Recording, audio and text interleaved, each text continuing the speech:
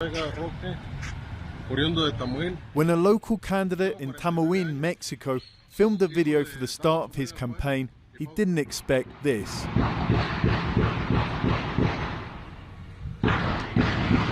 But those shots summed up the major issue in the biggest elections in Mexican history. In a little more than a week, most positions in the country will be voted on, minus the presidency, and criminal groups are fighting to get their candidates into power, wiping out rivals. There have been more than 80 politicians killed during the campaign. This is the truck of Memo Valencia, running for mayor of Morelia on a security platform. He wasn't in it. But he himself was accused of involvement with the cartel when he was a mayor in one of Mexico's most violent regions 8 years ago. He maintains that there, clean governance is all but impossible.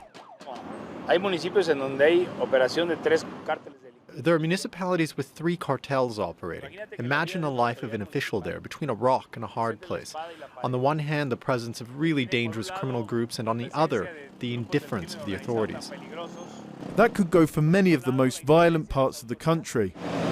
But politicians aren't just victims. There can be benefits to siding with the criminals too. Power and money.